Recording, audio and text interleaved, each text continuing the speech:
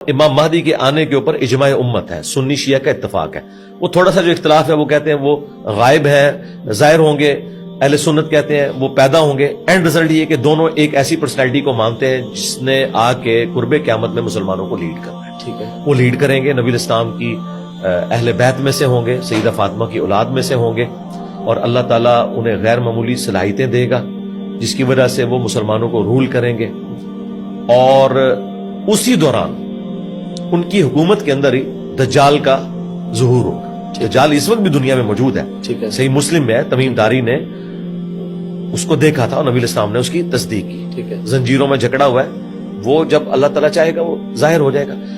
یہ کہتے ہیں نا ایک سسٹم کا نام ہے، سسٹم تو ہے ظاہر ہے، دجالی سسٹم تو ابھی بھی موجود ہے، لیکن اس سسٹم کا ایک نمائندہ بن کے آئے گا وہ، ایک آنکھ اس کی ہوگی، جس طرح یہ سسٹم بھی صرف مادہ کی آنکھ رکھتا ہے، روحانیت کی آنکھ نہیں رکھتا، لیکن اس کا ایک نمائندہ، ایک فزیکل، ایک پرسنالٹی بھی ہے دجال۔ ٹھیک ہے، ہاں جی، اس کا انکار ممکن نہیں ہے۔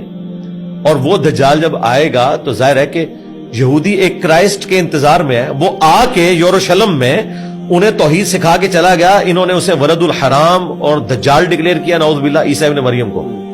اور اب جب اینٹی کرائسٹ جھوٹا دجال آئے گا، یہ اسے اپنا مسیح مان لیں گے، ٹھیک ہے، اور اس کے ساتھ مل کے یہ مسلمانوں کے خلاف سازشیں کریں گے۔ اب دجال کو اللہ تعالیٰ نے غیر معمولی صلاحیتیں دی ہوگی امت کی آزمائش کے لیے۔ کہتے ہیں نہیں ایسے کیسے ہو سکتا ہے، شیطان کے پاس تھوڑی صلاحیتیں ہیں، بخاری مسلم میں حدیث ہے شیطان تمہارے خون میں بھی دوڑتا ہے، ٹھیک ہے، کسی کو بھی وسوسہ دلا سکتا ہے۔ تو دجال کو اللہ تعالیٰ نے کوالٹیز دی ہیں جو بخاری مسلم میں ہے کہ اس کے حکم سے بارش برسے گی، زمین سبزہ اگائے گی،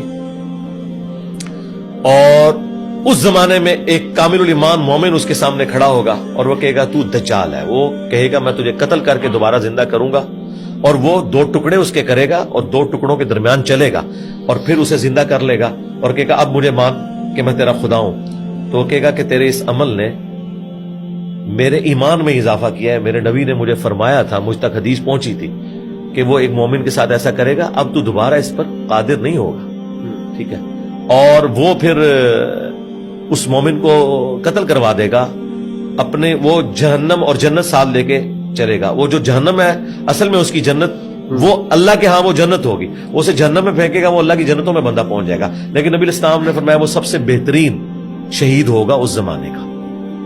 تو یہ دجال سارے معاملات کرے گا اور غیر معمولی صلاحیتوں کے ساتھ۔ اب دجال کا فتنہ اتنا بڑا ہے کہ امام مہدی کے قابو نہیں آئے گا، اس کے لیے کوئی زیادہ پاورفل پرسنالٹی چاہیے۔ تو اس وقت پھر مسلم شریف میں آتا ہے کہ عیسیٰ ابن مریم دمشق کے مشرقی مینار کے اوپر 2 زرد چادریں اوڑے ہوئے فرشتوں کے پروں پہ ہاتھ رکھے ہوئے آئیں گے۔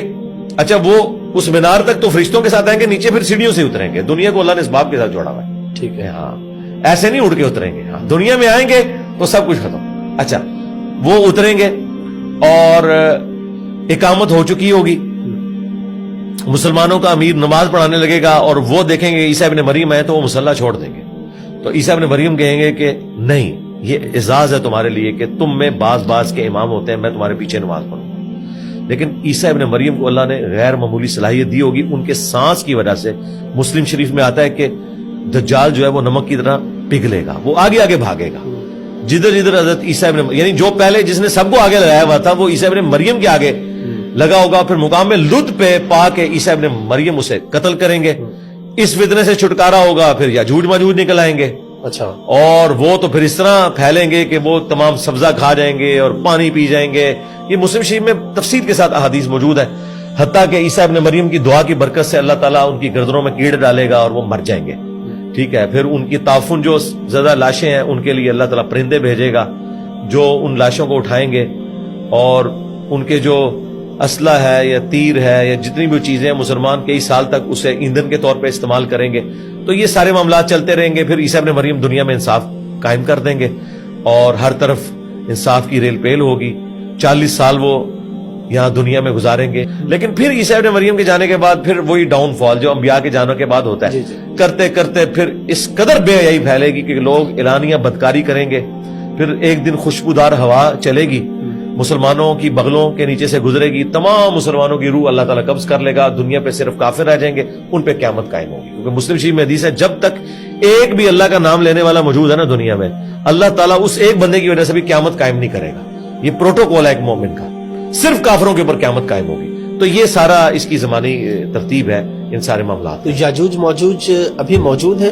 جی موجود ہے. اچھا. دیکھیں یہ جو ہمارے ماڈرن اسکالرز ہیں نام لیے بغیر پاکستان میں بھی ہیں اور کچھ ادھر ادھر بیٹھے ہوئے ہیں جو اس کے اندر ضربے تقسیمیں لگا رہے ہیں. تو میرے خیال ہے اس طرح کی تباہ آزمائی آپ لوگوں کو نہیں کرنی چاہیے. اور جس طریقے سے آپ ان معاملات کو لے کے چل رہے ہیں, دیکھیں یہ اللہ تبارک و تعالیٰ نے غیبی پردہ رکھا ہوا ہے. جس طرح عذاب قبر بھی ہو رہا ہے ہمیں نظر نہیں آ رہا.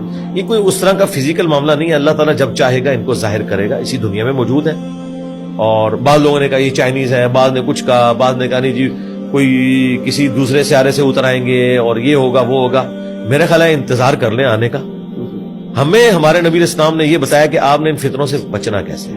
صحیح مسلم میں حدیث ہے کہ سورۃ الکہف کی پہلی 10 آیات یہ تمہیں دجال کے خلاف کفایت کریں گی.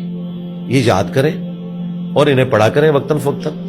بس اس میں رہے. اب مجھے بتائیں امام مہدی کے انتظار میں اور دجال سے متعلق گفتگو سن سن کے اس میں سے آپ نے نکالنا کیا ہے جب تک وہ آ نہیں جاتے؟ آپ کیا کر رہے ہیں؟ ٹھیک ہے, امام مہدی کا انتظار تو ماشاءاللہ اس وقت سے امت کر رہی ہے جب سے ان کی امپائر ختم ہوئی ہوئی ہے. ٹھیک ہے, تو انہوں نے اپنا کام اب امام مہدی کے اوپر ہی ڈال دیا. یہ نہ کریں. باقی معاملات بھی آپ خود کر رہے ہیں نا. آج تک کسی نے کہا کہ امام مہدی آئیں گے تو وہ میرے بیوی بچوں کا خرچہ لگائیں گے, ویلفیئر اسٹیٹ ہوگی. نہیں, وہاں رزق حلال کماتے ہیں. اسی لیے پھر جو مسلمانوں کے بڑے بڑے تھنکرز جب کبھی مایوس ہوتے تھے نا تو وہ کہتے تھے یہ سب سے بڑا جو مسئلہ ہے نا وہ امام مہدی کا ہے. ڈاکٹر اقبال نے بھی مہدی کا انکار کر دیا اس وجہ سے کہ یہ مہدی کے کانسیپٹ نے امت کو جو ہے نا, وہ میں پنجابی والا لفظ نہیں وہ والا استعمال کرنا چاہتا, ٹرانسجینڈرز کے لیے جو یوز ہوتا ہے یہ وہ کر دیا ہوا ہے. یہ امت جو اپنا کام چھوڑ کے نا سب کچھ مہدی کے اوپر ڈالے بیٹھے. ٹھیک ہے, جب آئیں گے تو دیکھی جائے گی. اللہ کے بندوں, اللہ نے آپ سے یہ پوچھنا ہے کہ آپ نے گیون سرکمسٹانسز کے اندر کیا کیا. وہ اپنی بیسٹ پرفارم کریں, لوگوں کو عقیدہ توحید سکھائیں, ختم نبوت سمجھائیں, دین پہ چلنے کا بتائیں, اسلامک نظام کے بارے میں بتائیں. اس کے لیے راہ ہموار کرنے کی کوشش کریں, وی لاگز کے ذریعے نہیں, پریکٹیکلی جس طرح ہم اللہ کے فضل سے کوشش کر رہے ہیں گراس روٹ لیول کے اوپر قرآن کے ساتھ لوگوں کو جوڑیں اور اصلاح کرنے کی کوشش کریں.